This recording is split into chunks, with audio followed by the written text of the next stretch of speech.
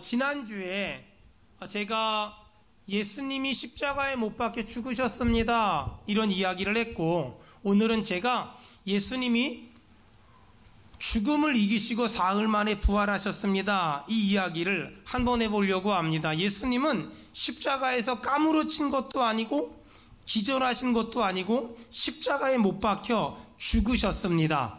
예수님이 십자가에 못 박혀 죽으셨다는 걸 확인하기 위해서 로마 군인들은 예수님의 옆구리에 창을 찔러서 물이 다 나오게 만들었고 피가 다 흐르게 만들었습니다. 이렇게 예수님은 십자가에서 정말 비참하게, 그리고 정말 처참하게 죽임을 당하셨습니다. 예수님이 죽으심은 예수님에게만 영향을 끼쳤던 것이 아니라 예수님을 믿고 따랐던 수많은 사람들에게 어마어마한 영향을 미쳤는데, 예수님을 당시에 믿고 따랐던 사람들은 예수님이 만왕의 왕, 만주의 주, 로마보다 더 큰 나라의 왕, 이스라엘을 회복시킬 왕으로 생각했거든요. 그런데 예수님이 십자가에 못 박혀 죽자, 그것도 너무나 비참하고 처참하게, 그것도 너무나 허무하고 허방하게 죽자, 예수님을 따라갔던 수많은 사람들이 충격에 휩싸이기 시작했어요.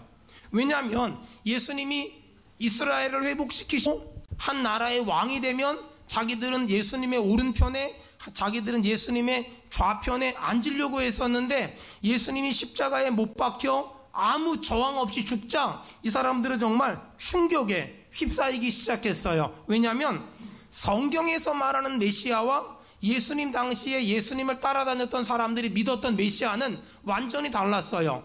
예수님 당시에 예수님을 따라갔던, 예수님을 메시아라고 믿고 따라갔던 사람들은 예수님이 이스라엘을 회복시키고 로마를 정복하고 만왕의 왕이요 만주의 주가 될 걸 기대했고, 자기들은 예수님의 오른편에 예수님의 왼편에 앉을 거라고 상상을 했거든요. 근데 성경의 이사야 53장에 보니까 예수님은 어떤 메시아냐, 그가 찔림은 우리의 허물 때문이요 그가 상함은 우리 죄악 때문이라, 그가 징계를 받음으로 우리가 평화를 누렸고 그가 채찍에 맞으면 우리는 나음을 받았도다, 이렇게 써 있잖아요. 그러니까 성경이 말하는 메시아는 우리 때문에 채찍에 맞으시고 상함을 받으시고 징계를 받으시고 채찍에 맞으시는 그런 예수님이었는데, 사람들이 생각했던 메시아와 성경이 생각했던 메시아는 완전히 달랐어요. 그러다 보니 예수님을 믿고 따랐던 사람들이 예수님이 십자가에 못 박혀 죽자 이 사람들이 착각을 하기 시작했고, 이 사람들이 혼란스럽기 시작했고, 이 사람들이 복잡하기 시작했어요. 왜냐하면 예수님을 따라다녔던 수많은 제자들과 사람들은 예수님이 한 나라의 왕이 되면 오른편에 앉고 왼편에 앉는 게 이들의 야망이었고 이들의 야심이었고 이들의 꿈이었거든요. 이 사람들의 이런 마음이 얼마나 강렬했든지 나중에는 이 사람들 어머니들까지 쫓아와가지고 내 아들을 오른편에 앉혀달라고, 내 아들을 왼편에 앉혀달라고 청탁까지 했어요. 어떤 신학자가 이런 말을 했더라고요. 인류 최초의 치맛바람이 그때 불었다, 뭐 이렇게 말하는 사람도 있었어요. 어쨌든 간에 예수님이 말씀하신 하나님의 나라와 제자들이 생각했던 하나님의 나라는 완전히 달랐어요. 제자들이 생각했던 하나님의 나라는 이스라엘이 회복되고 로마보다 더 큰 나라, 그래서 로마의 황제를 짓밟아버리고 예수님이 왕이 되고 로마와 로마 식민지가 예수님의 발 아래 엎드리고 자기들은 예수님의 오른편에 자기들은 예수님의 왼편에 앉는 것이 이들의 야심이었고 이들의 야망이었고 이들의 꿈이었어요. 근데 문제는 예수님은 그렇게 할 생각이 전혀 없으시고, 예수님이 말씀하셨던 하나님의 나라는 예수님이 십자가에 못 박혀 죽었다가 사흘 만에 부활했다가 하늘로 승천하셨다가 다시 오셔서 만들 하나님의 나라였어요. 그러니까 성경이 말하는 메시아와 사람들이 믿었던 메시아가 완전히 달랐던 거예요. 그래서 예수님이 십자가에 개죽음을 당하자마자 예수님을 믿고 따랐던 사람들은 혼란스러웠고 복잡했고 이 일을 어떻게 받아들여야 될지를 도대체가 알 수 없었어요. 그럼에도 불구하고 이 사람들은 끝까지 예수님이 죽은 자를 살렸고 병든 자를 고쳤고 무리를 걸었던 걸 알고 있었기 때문에 예수님이 어느 순간에 짜잔 하고 다시 나타나지 않을까? 짜잔 하고 다시 일어나지 않을까? 그런 착각과 그런 상상과 그런 기대감을 가지고 있었어요. 근데 문제는 예수님은 끝까지 십자가에 못 박혀 죽으셨고 아무런 저항도 하지 않았고 아무런 그런 도망가지도 않으셨어요. 그걸 보고 사람들은 굉장히 혼란스러웠어요. 여러분, 신앙생활 하다 보면 아주 가끔은 시험 들 때가 있어요. 신앙생활 하다 보면 아주 가끔은 낙심할 때가 있어요. 여러분은 지금까지 신앙생활 하면서 언제 시험 든 적이 있었습니까? 언제 낙심했던 적이 있었습니까? 저도 시험 든 적이 있었고 저도 낙심했던 적이 있었어요. 언제냐면 예수님이 내 마음대로 움직여주지 않을 때, 예수님이 내 뜻대로 움직여주지 않을 때, 예수님이 내가 원하는 대로 움직여주지 않을 때, 그때 저는 시험 들었던 적도 있고 낙심했던 적도 있어요. 심지어 어떤 사람은 하나님이 살아계시면 이럴 수 있냐고 하나님에게 따지면서 항의하는 사람도 본 적이 있어요. 여러분, 예수님이 십자가에 못 박혀 죽으러 가는데 베드로가 그 앞길을 가로막으면서 예수님 죽으면 안 돼요 라고 말했거든요. 자, 여기서 중요한 건 베드로는 왜 예수님이 십자가 지러 갈 때 죽으러 가면 안 돼요 라고 말했을까? 내가 너무너무 사랑하는 그 선생님이었기 때문에 예수님 죽으면 안 돼요 라고 말했을까? 성경 문맥을 보면 전혀 그렇지 않아요. 왜 베드로는 예수님 보고 죽으러 가면 안 돼요 라고 말했을까? 예수님을 따랐던 수많은 사람들이 있었는데 그 사람들은 예수님을 따르기 위해서 배도 버리고 그물도 버리고 부모도 버리고 예수님을 쫓았거든요. 왜 그 사람들은 배도 버리고 그물도 버리고 부모도 버리고 예수님을 쫓았을까? 그들은 예수님이 한 나라의 왕이 되면 자기가 오른쪽에 자기가 왼편에 앉을 걸 상상하면서 예수님을 쫓아갔거든요. 근데 예수님이 아무런 저항 없이 십자가에 못 박혀 죽자 이 사람들의 야심과 야망과 욕심이 산산조각이 나버렸어요. 그러다 보니까 베드로는 예수님을 향하여 예수님 그렇게 허망하게 죽으면 안 돼요 라고 말했던 거예요. 예수님이 십자가에 못 박혀 죽으러 가는 장면 가운데서 아마 예수님을 따랐던 사람들은 어느 순간이 되면 예수님이 짜잔 하고 기적을 행하지 않을까? 능력을 행하지 않을까? 권능을 행하지 않을까? 그런 상상을 했을지도 몰라요. 왜? 예수님을 따라다녀 보니까 예수님은 오병이어로 남자만 5,000명 먹였잖아요. 물 위를 걸었잖아요. 죽은 자를 살렸잖아요. 병든 자를 고쳤잖아요.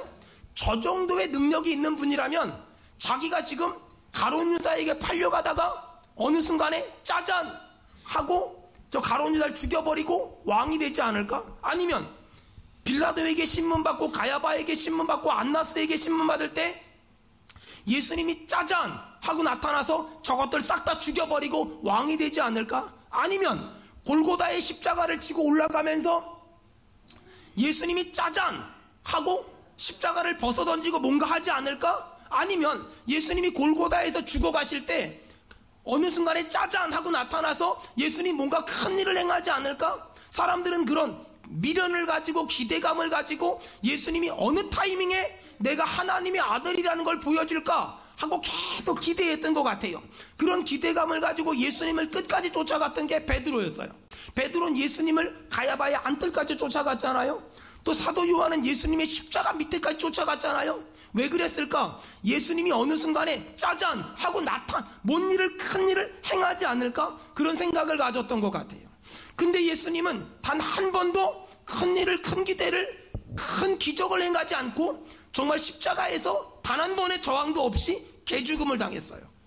예수님을 따랐던 사람은 어느 순간에 예수님이 진노와 재앙과 저주와 번개를 내리쳐가지고 저 로마 병정들을 죽여버리고 예수님을 십자가에 못 박는 것들을 싹 다 죽여버릴 줄 알았는데 예수님은 끝까지 단 한 번도 저항하지 아니하시고 예수님은 끝까지 단 한 번도 불평하지 아니하시고 마지막에 엘리 엘리 라마 사막다니 나의 하나님 어찌하여 나를 버렸습니까? 그 말 한마디 딱 남긴 다음에 십자가에 못 박혀 죽임을 당했어요.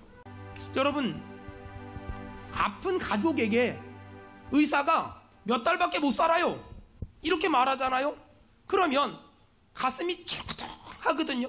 그래도 믿음의 사람들은요 기대를 해요. 하나님이 짜잔 하고 낫게 하지 않을까? 하나님이 짜잔 하고 고쳐주지 않을까? 근데 내 기대와는 다르게 점점 내 가족이 아파하고 힘들어하고 점점 죽어가는 모습을 보면 정말 하나님이 살아있으면 이럴 수 있어요? 하나님이 왜 나한테 이러세요? 이런 생각을 가질 때가 얼마나 많은지 몰라요. 아마 예수님을 따랐던 사람들은 예수님은 메시아니까 절대 죽지 않을 거라고 생각했을 거예요. 왜? 예수님 따라다녀 보니까 세상에 죽은 잘 살리고 병든 잘 고치고 오병이어로 남자만 5,000명을 먹여요? 그런 분은 절대 죽지 않을 줄 알았거든요. 근데 예수님이 아무 저항 없이 십자가에 못 박혀 죽어버렸어요. 그때 예수님을 따랐던 사람들은 낙심했어요. 절망했어요. 좌절했어요. 여러분 혹시 지금 삶의 고단함 때문에, 어려움 때문에, 아픔 때문에, 눈물 때문에, 가난 때문에, 질병 때문에 낙심해 있는 성도들이 있다면 여러분 제가 말하는 거 잘 듣고요, 정말 믿어지면 아멘 합시다. 여러분, 예수님은 죽으셨지만 죽음은 끝난 것이 아니라 부활하셨습니다. 아멘. 여러분, 예수님은 죽으셨어요 하지만 부활하셨어요. 죽음은 끝이 아니에요. 예수 믿는 사람은 반드시 부활할 것이며, 부활하면 거기가 천국일 것이며, 아멘. 우리는 영생 복락을 누릴 줄로 믿습니다. 아멘.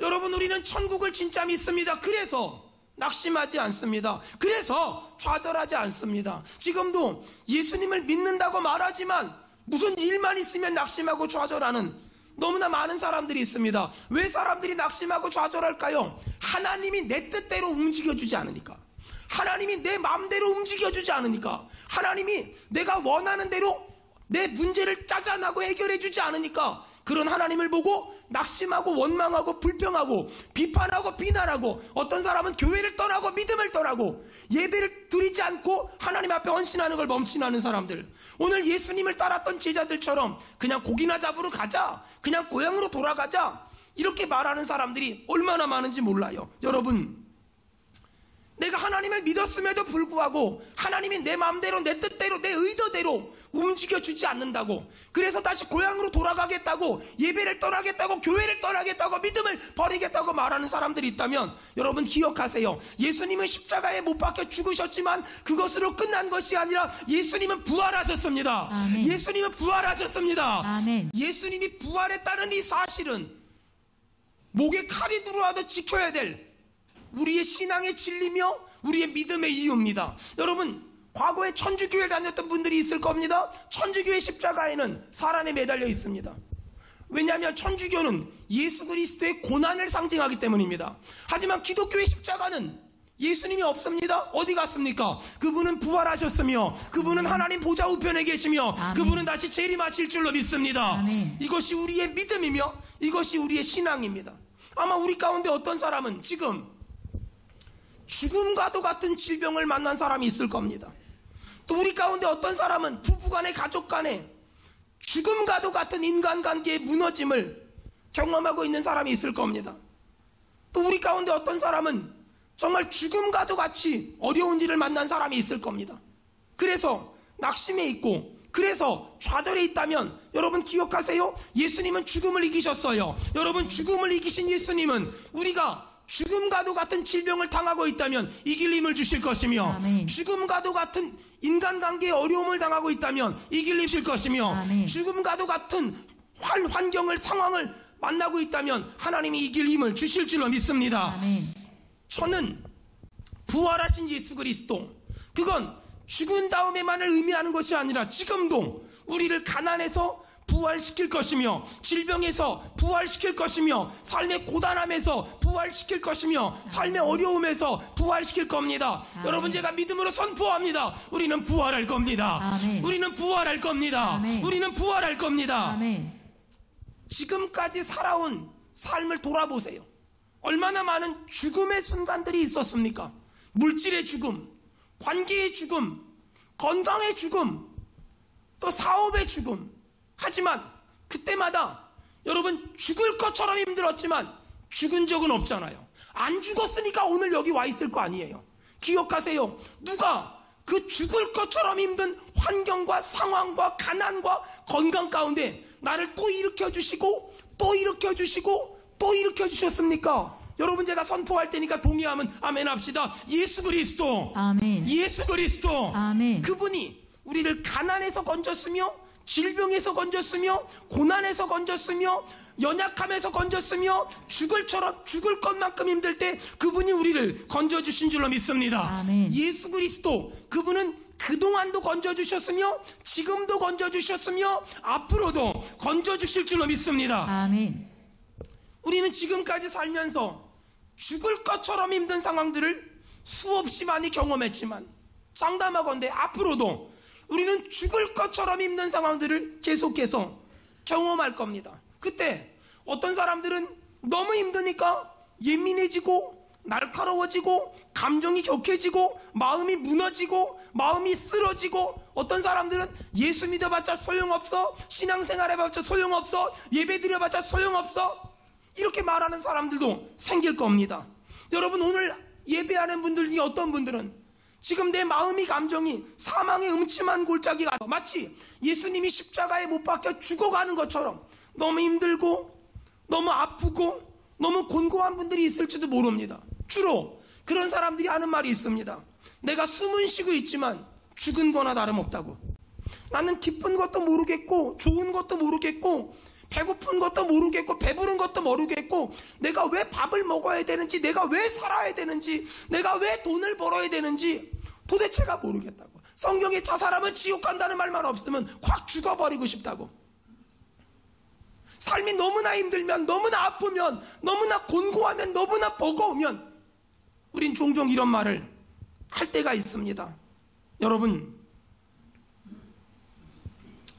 우리 살면서 이렇게 죽을 것처럼 힘들 때를 만날 때가 있어요. 아니, 지금 어떤 사람은 차라리 죽었으면 좋겠다라는 생각이 들 만큼 마음도 감정도 생각도 너무너무 힘든 분들이 있어요. 하지만 여러분 잘 들어보세요. 이스라엘 사람들이 애굽을 탈출해서 가나안을 향해 갔어요.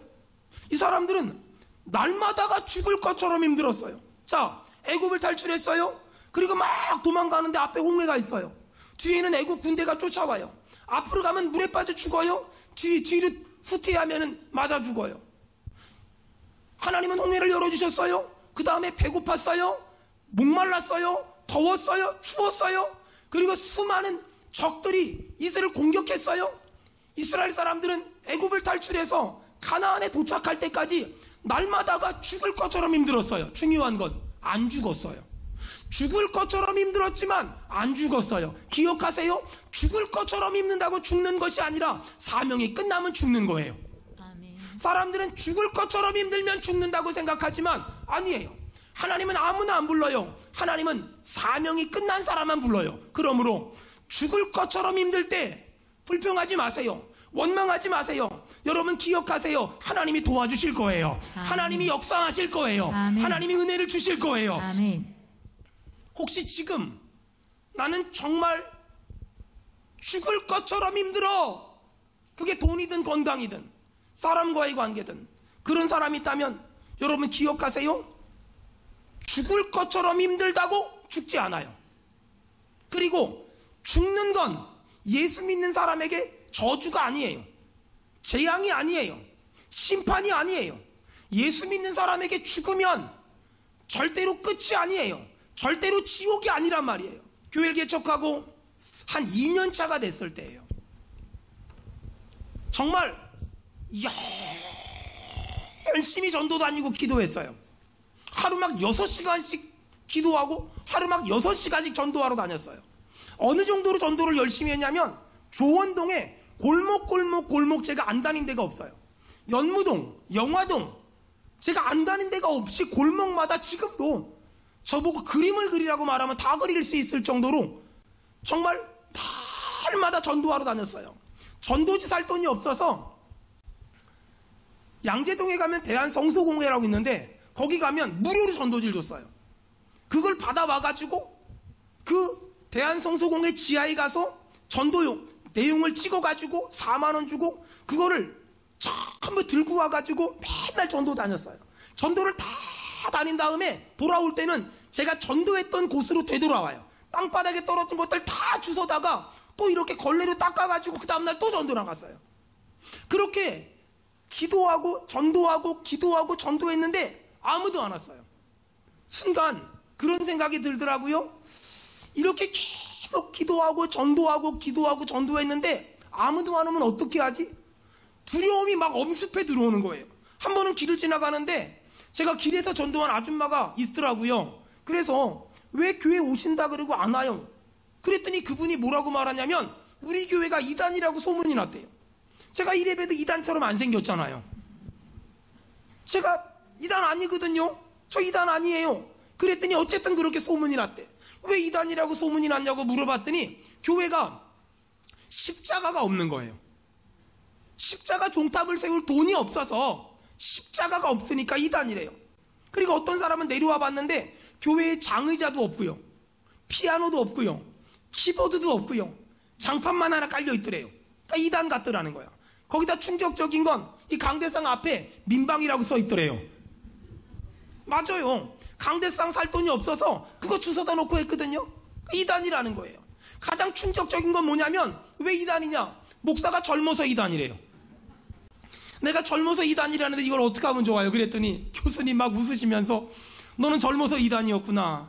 난 지난주에 뉴저지에 있는 교회 가서 말씀 전하고 한국 들어왔는데 세상에 거기 권사님 대표 기도하시는데 뭐라고 하냐면 하나님 늙은 종을 축복해달라고. 야, 늙은 종보다는 젊은 종이 낫지 않니? 그러니 감사하게 생각해라. 그 말 듣는데 또 은혜가 되더라고요. 생각을 해봤어요. 이렇게 열심히 전도하는데 한 명도 안 오면 어떡하지? 어떻게 될까요? 굶겠지요. 여러분, 굶으면 어떻게 될까요? 죽겠지요. 죽으면 어디 가지요? 잘 안 믿어지세요? 크게요. 죽으면 어디 가지요? 천국 가잖아요. 그걸 제가 천국이라는 결론을 딱 내리니까 그때부터 예수 믿는 사람은 뒤로 잡아도 천당 가요.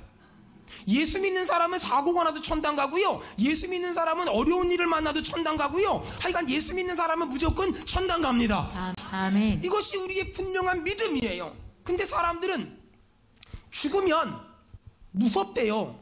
죽으면 두렵대요. 그러다 보니까 이 죽음이라는 걸 생각하면 생각이 마비되고 감정이 마비되고 두렵고 무섭고 절망에 휩싸이는 거예요. 아니에요. 죽음은요, 무서운 것도 두려운 것도 아니고요, 죽으면은요 예수님 만날 거고요, 죽으면은요 영생 얻을 거고요, 죽으면은요 부활할 거고요, 죽으면은요 천국 갈 줄 믿습니다. 아멘. 이 믿음이 있는 사람은요 죽음을 무서워하지 않아요. 여러분, 예수님은 죽으셨잖아요. 그리고 부활하셨습니다. 우리도 죽을 것이고 부활할 줄 믿습니다. 아멘. 이 분명한 믿음이 있으면 두려워하지 않아요. 겁내지 않아요. 무서워하지 않아요. 염려하지 않아요. 지난주에 저희 교회가 후원하는 이제 미자립 교회들이 있어요. 정식 명칭은 미자립 교회라는 말을 요즘에 안 쓰고요, 미래 자립 교회라 그러거든요. 요즘에 저희 교회가 후원하는 미래 자립 교회들이 있어요. 어떤 목사님 전화하셔서 목사님 저희 동네 좀 어려움 당한 교회가 있다는 거예요. 비가 많이 왔잖아요. 그래서 침수 피해를 당한 지하 교회가 있는데 너무너무 마음이 안타깝다는 거예요. 목사님 좀 도와줬으면 좋겠다고. 아니, 본인이 도와주지 왜 나한테 그런 얘기를 하냐고. 그래서 어떤 교회냐고 물어봤더니 충격을 받았어요.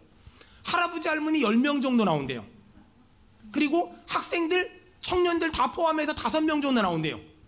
근데 주일학교 아이들이 50명이래요. 이건 뭐지?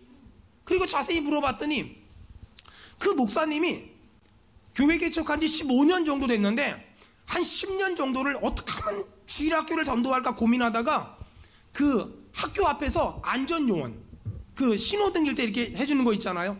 그걸 거의 빠지지 않고 10년 동안을 그걸 안전요원을 했대요. 그러면서 애들하고 친해졌잖아요. 나중에 목사님이라는 거 알았잖아요. 그 목사님네 교회 안에 그 얘기 들어보니까 오락기, 노래방 이런 게 다 있어요. 애들이 학교만 끝나면 거기 와서 공부도 하고 놀다 가는 거예요. 근데 그러면서 그 목사님이 아이들을 전도했는데 50명 정도 전도를 한 거예요.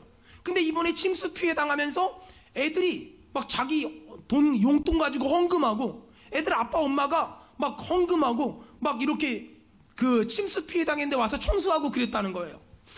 또 이 애들이 50명이란 말에 은혜를 받아서 어떻게 하면 도와줄까 막 고민하고 있는데 마침 그날 우리 교회 남자 집사님이 전화를 했어요. 목사님 제가 있잖아요, 오늘 새벽에 기도를 하는데 하나님이 제 마음에 우리 목사님 돈 필요하다 이런 마음을 주시더래요. 여러분, 그런 감동이 오면 절대로 절제하지 마세요.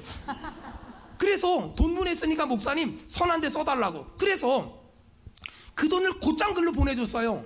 그리고서 그 목사님하고 통화했죠. 목사님, 교회가 침수 피해를 당했는데 많이 힘드시지 않으세요? 네, 힘들어요. 근데요, 목사님, 저는 이번 비 피해로 하나님의 음성을 들었습니다. 보세요. 비로 말미암아 교회가 침수된 건 죽은 거예요.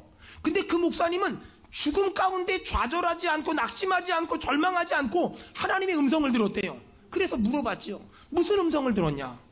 그랬더니 목사님 뭐라 그러냐면, 비가 막 교회 안으로 들어오는데 하나님이 이렇게 말씀하셨대요. 이제는 더 이상 비가 들어오는 곳으로 가지 말고 지상으로 이사가라. 지상으로 이사가라. 하나님이 계속 그 말씀을 하시더래요. 야, 정말 제가 요 근래 이만한 믿음을 본 적이 없거든요. 여러분 잘 들으세요. 지금 내 삶에 일어난 힘든 일 때문에 낙심했고 좌절했고 절망했다면, 여러분 제가 믿음을 선포할 테니까 동의하면 아멘 합시다. 하나님이 좋게 하실 겁니다. 아멘. 하나님이 화가 변하여 복을 만들어 주실 줄로 믿습니다. 아멘. 저는 정말 그런 경험을 했어요. 2002년도에 제가 교회를 개척을 했거든요. 근데 성도가 1명, 2명, 3명, 5명, 10명, 15명 이렇게 늘어났어요. 성도가 1명, 2명 이렇게 늘어나면서 제 마음에 우리 교회도 예배당 좀 있으면 좋겠다, 이런 생각이 들었어요. 그래서 어떻게 하면 우리 교회 예배당을 하나 만들 수 있을까 생각을 하는데, 제 아내 외삼촌이 호주에 사시는데 좀 부자세요. 그래서 아내랑 기도를 많이 하고 편지를 썼어요. 조카가 목회를 하고 있는데, 지하에서 목회를 하고 있는데 예배당 하나만 줘주세요. 편지를 썼어요. 와, 그랬더니 전화가 왔어요. 호주에 들어오라는 거예요. 그래서 와, 예배당 줘줄래나 보다. 비행기 티켓까지 다 보내주셨어요. 그래가지고 우리 아이들 다 데리고 호주에 갔어요. 이제 외삼촌이 이제 돈 주실래나 보다. 딱 갔는데 외삼촌이 저한테 막 신앙적인 얘기 막 하시더니 저를 어디로 데려가세요? 외삼촌이 목회하시는 교회였어요. 호주 시드니에 있는 너무너무 예쁜 교회, 정말 그림 같은 교회. 바비큐 파티 할 수 있고요, 교회 안에. 그 다음에 수영장도 있고요, 교회 안에 골프장도 있어요. 그리고 앞에는 잔디밭이 있고요, 예배당도 너무너무 예쁘게 돼 있어요. 한인들이 한 100여 명 정도가 성도가 있어요. 저보고 거기 와서 목회하래요. 저는 예배당을 지어달라고 갔는데 저보고 거기 와서 목회하래요. 처음에는 마음이 흔들렸어요. 그래서 그냥 머물까 했는데 그건 아닌 것 같아서 돌아왔어요. 제가 돌아오고 나서 저는 외삼촌과 더 이상 연락을 못하고 살고 있어요. 돌아와서 막 열심히 목회를 했어요. 그리고 2004년도 12월 첫째 주가 됐어요. 새벽에 어떤 여자분이 와가지고 교회를 등록하겠다는 거예요. 교회를 등록했어요. 새벽 예배 때. 그리고 그 등록카드에 뭐라고 써놨냐면 10시에 등록 신방 좀 와달래요. 나도 알고 보면 바쁜 사람인데 그래도 갔어요. 갔는데 정말 그 당시에 정말 너무너무 좋은 집에, 너무너무 큰 집에 살고 있는 거예요. 등록 신방을 딱 마치고 그분이 저한테 저희 교회 주보를 보여주면서 교회 주보에 뭐라고 써 있었냐면 지상으로 올라가게 해주세요. 이게 저희 교회 기도 제목이었거든요. 자기가 5천만 원 헌금할 테니까 5천만 원 헌금할 테니까 알아보래요. 이야, 얼마나 은혜가 되는지. 그래가지고 이제 5천만 원 헌금한다는 약속을 받고 알아보려고 하는데 동네 어떤 목사님한테 전화가 왔어요. 그게 지금 우리 은혜교회짜리 교회인데 절 찾아왔어요. 수원은혜교회가 예배당을 조금 넓히려고 알아본다는데 저희 교회로 이사 오면 어때요? 저는 예배당이 너무 커서 월세를 감당할 수 없으니 이사 오면 어때요? 뭐가 이렇게 딱딱, 전문용어로 아다리가 맞지 않습니까? 뭔가 딱딱 맞아떨어지는 거예요. 그래서 계약을 딱 했죠. 그분이 2004년도 12월 첫째 주일날 등록을 했는데 그 다음 주엔 남편, 그 다음 주엔 아들 가정, 그 다음 주엔 아들 가정, 한 달 동안 한 15명이 온 거예요. 개척교회 15명이면 어마어마하게 크거든요. 그리고 나서 송구 영신 예배를 드리는 날이 됐어요. 송구영신 예배를 드리고 집에 갔는데 제 아내가 전화를 붙잡고 덜덜덜 떨고 있어요. 들어보니까 막 상대방이 막 욕을 해요. 뭐 2년 전년 막 욕을 하는 거예요. 이게 뭐지? 그 신년부터 들어보니까 그분이 전화해가지고 막 제 아내한테 욕을 하는 거예요. 내용은 그런 거예요. 저희가 교회 요람을 만들었는데 교회 요람 안에 자기가 서리집사 이름이 없다는 거예요. 요람을 11월 달에 만들었다고요.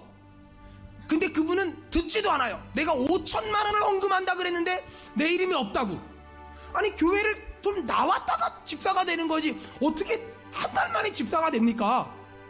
아무것도 안 들어요. 내가 5천만 원 헌금한다는데 그 내 이름 없다고. 결국 그분은 5천만 원과 함께 사라졌어요.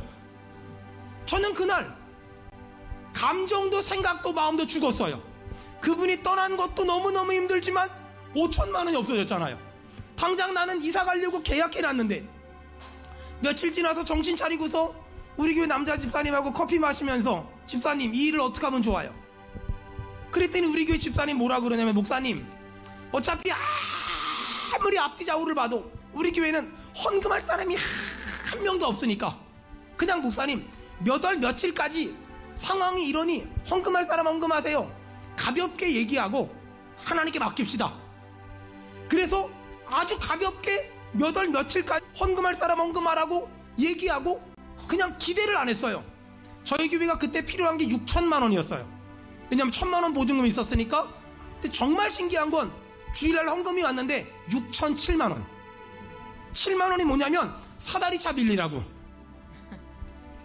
여러분 하나님은요 우리가 죽을 것처럼 힘들 때 우리를 죽이지 아니하시고 또 살려주시고 또 살려주시고 아멘. 또 살려주시고 여러분 아멘 할 때까지 또 살려주시고 아멘. 또 살려주시고 아멘. 또 살려주시고 아멘. 또 살려주실 줄로 믿습니다. 아멘. 지금도 많은 사람들이 사는 게 너무 힘드니까 사는 게 죽을 것처럼 힘드니까 그냥 낙심하고 좌절하고 절망하는 사람들이 너무나 많아요. 하지만 잘 들어봐요. 죽음 다음엔 절망이 아니라니까는요. 죽음 다음엔 부활할 거고요, 영생할 거고요, 하나님 만날 거고요, 저 천국에서 주님과 영원토록 살게 될 줄로 믿습니다. 그러므로 지금 죽을 것처럼 힘들다면